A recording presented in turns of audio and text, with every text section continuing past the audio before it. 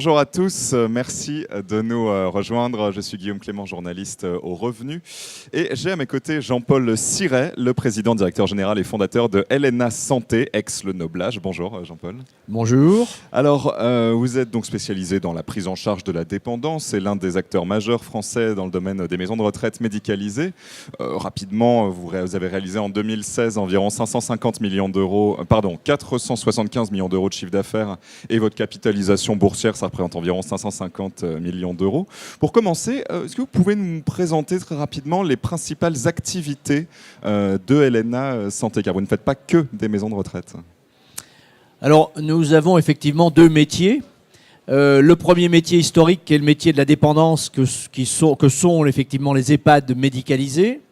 Et puis, le deuxième métier, qui sont toute la partie, effectivement, SSR, c'est-à-dire les fameuses cliniques de rééducation et les hôpitaux à domicile. Alors, on parle toujours de deux métiers, et en fait, on a un troisième métier caché qui s'appelle la conception, la reconstruction de tous nos établissements, parce qu'on y tient beaucoup, de n'avoir que des établissements neufs ou complètement refaits à neuf, ce qui fait qu'on parle rarement de ce métier-là, mais il a son importance pour avoir les bons outils de travail. La rénovation, effectivement. Alors, LNA Santé, le Noblage, c'était que vous avez fondé d'ailleurs en 1990. Aujourd'hui, ça représente à peu près combien d'établissements et dans quel pays êtes-vous présent ? Alors aujourd'hui, LNA Santé, effectivement, ça a commencé par un premier établissement en 1990, en rappelant rapidement 2006, besoin de capitaux et donc introduction en bourse. Et aujourd'hui, c'est 67 établissements. Si on fait très très vite, une petite cinquantaine d'EHPAD et une vingtaine de cliniques de rééducation et d'hôpitaux à domicile. Avant d'en venir à vos actualités, peut-être une ou deux, je dirais, dates clés, étapes clés, en tout cas dans le développement de la société. Peut-être l'introduction en bourse ou peut-être une implantation sur de nouveaux métiers ou de nouveaux territoires. Quelle serait-elle ? Alors, date clé, on est une entreprise familiale, côté certes, mais familiale. Et je pense que pour avoir porté cela, une des dates clés a été l'arrivée de notre fils aîné en 99, effectivement, dans l'entreprise, dans le groupe.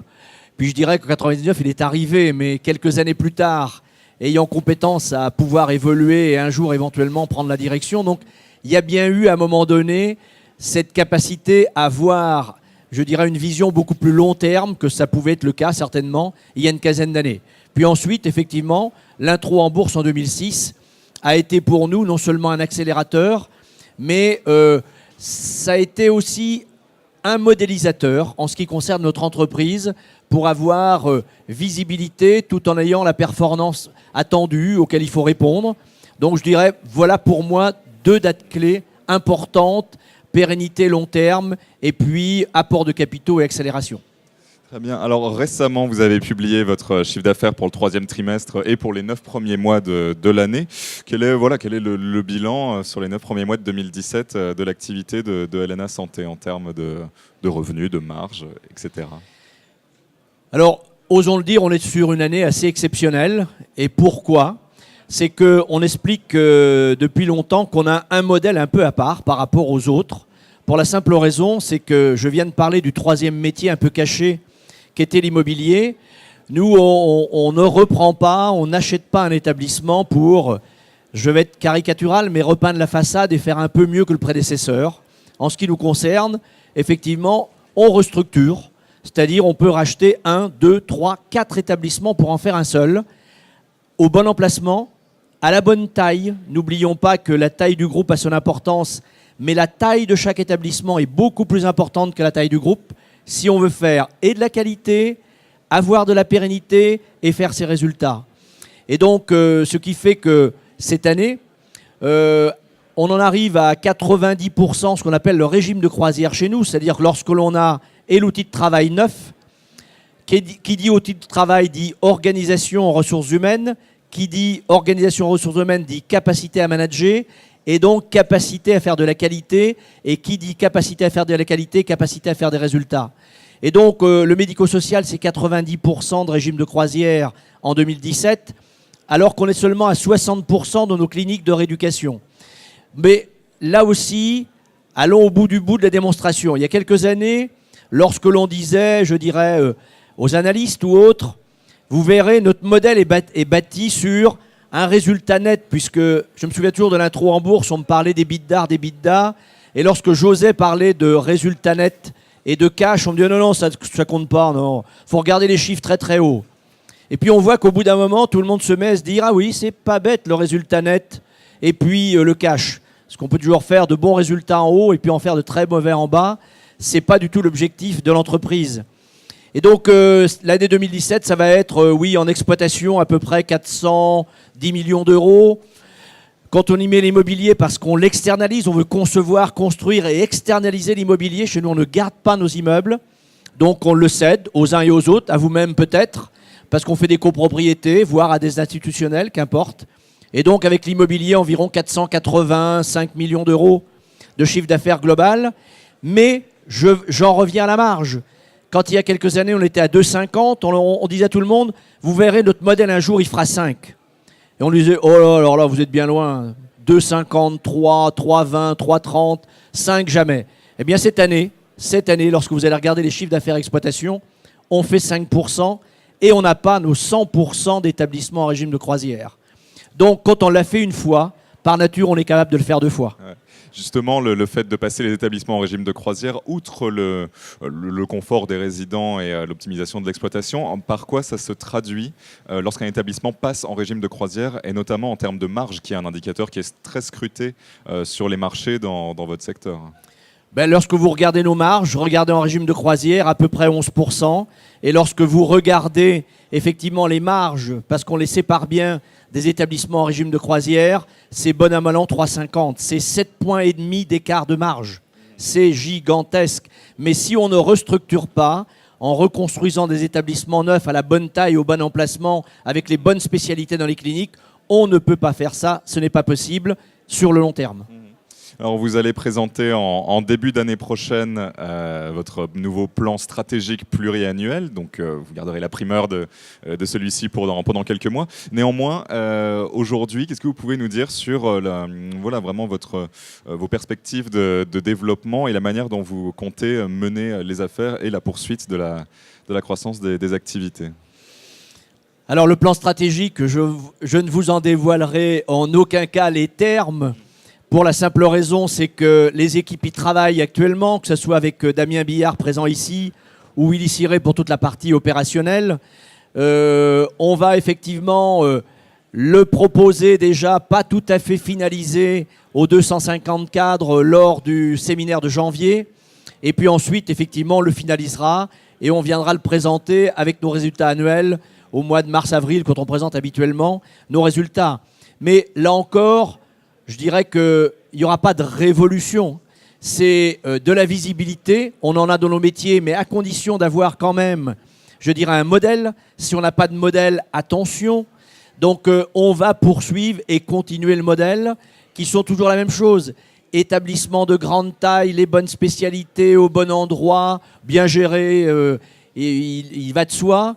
Et effectivement, une poursuite, voire une accélération un peu du développement, pour la simple raison, c'est que depuis un an et demi, non pas qu'on a voulu ralentir notre développement, mais comme on veut des établissements de grande taille, il peut nous arriver par moment, on veut 125 lits, on veut 150 lits, on veut 200 lits sur des SSR, qu'il nous en manque. Eh bien, effectivement, l'outil est conçu pour recevoir ce nombre de lits. Il nous manque un transfert d'autorisation. Parfois, on a même racheté l'établissement, mais on n'a pas obtenu le transfert. On ne peut donc pas mettre en régime de croisière. Et là, depuis un an et demi, c'était de dire on complète. Ce que n'aiment pas beaucoup les services développement, parce que aller racheter 30 lits par-ci, 20 lits par-là, c'est pas terrible, quoi. C'est mieux de racheter un établissement de 100 lits, de 80 ou de 120. Mais donc, ça a été l'imposition qu'on avait donnée, nous, direction générale, au service développement et à tous les services autour. On complète nos établissements, on respecte ce que l'on a dit aux uns et aux autres, à tous nos investisseurs, qui est de dire voilà le régime de croisière, et ce régime de croisière, il a un planning, on respectera le planning. On a donc effectivement complété nos établissements, les a mis en régime de croisière, et donc dorénavant, fin d'année, début d'année prochaine, tout ça va être totalement réglé, et on va pouvoir partir sur un nouveau flot de développement. La stratégie d'ailleurs pas forcément pour les années à venir, mais jusqu'alors du moins, c'était les viviers les réservoirs de croissance pour un groupe comme Helena Santé. Où sont-ils? C'est de l'ouverture en propre de nouveaux établissements, de nouveaux lits, ou c'est quand même essentiellement de la croissance externe, du moins sur le marché français? Et puis on peut parler peut-être du marché belge, dont on n'a pas encore parlé, mais vous êtes également présent. Alors sur le marché français, faisons simple, les pouvoirs publics on n'est pas toujours d'accord avec eux, mais là on est totalement d'accord avec eux. Il faut d'abord restructurer le marché avant de réouvrir les autorisations. Donc comme nous-mêmes, depuis 10 ans, je dirais qu'on a embauché quantité de talents qu'on a intégrés, qu'on est allé chercher, et aujourd'hui tous nos services sont complètement prêts, on le démontre, à faire ces restructurations lourdes. Donc ça va passer par de l'externe, du rachat, de la restructuration, peut-être un petit peu de temps en temps de complément, parce qu'on en obtient parfois dans les parties cliniques, surtout sur la partie ambulatoire, de l'HAD. On a obtenu récemment un 100 places d'HAD en région parisienne. Mais c'est bien en grande partie, effectivement, sur du rachat que se fera le développement futur. Très bien. Alors, un mot peut-être sur le parcours boursier de Helena Santé. Il semble assez spectaculaire. Hein. Depuis le début de l'année, l'action gagne environ 60%. Sur 5 ans, c'est plus 365%. Aujourd'hui, elle se situe aux alentours de 56,80 €. Selon vous, les prochains catalyseurs potentiels qui pourraient survenir et que vos actionnaires ou potentiels actionnaires devraient suivre en termes de date, quels sont-ils ? En termes de date, eh bien, effectivement, on l'a dit, d'une part, le plan stratégique, qui quand même... Alors là aussi, certaines entreprises font des plans, comme nous disait quelqu'un il y a peu de temps, et ne les respectent jamais. On est comme on est, avec nos qualités, nos défauts, mais nous, on fait des plans, on fait des business plans et on respecte. Que ce soit ce qu'on a dit, on fait ce qu'on dit, on dit ce qu'on fait, pointe à la ligne. Ça peut paraître simple, mais ce n'est pas toujours évident, je peux vous le dire, il faut canaliser tout ça. Donc, ce sera le plan stratégique pour les 5 ans à venir. Et puis, effectivement, le business plan, bien sûr, qui est déjà fait, mais qui s'affinera un petit peu autour de ça. Et puis, ça va être une nouvelle vague de développement. Donc, le plan stratégique, que va-t-on dire, que va-t-on faire, comment surtout va-t-on le faire? Et puis, les 5 ans à nouveau de développement qui vont repartir, qui pourront, j'ose le dire, parfois pincer un petit peu au niveau du résultat. Mais c'est ce qui s'est produit déjà au préalable. Mais à partir du moment, je le disais tout à l'heure, on a réussi, même à peine 80%, 78% de régime de croisière, à déjà faire notre marge à 5 points net, eh bien, demain, pas d'inquiétude. Si on doit redescendre à 4,50 ou à 4,70, le 5 points et le 5 points plus, on saura faire. Mais il nous faut bien aujourd'hui, à nouveau, aller engranger du développement pour poursuivre. Et pas d'inquiétude, des dossiers à l'étude, il y en a de nombreux, à nous de faire les bons choix.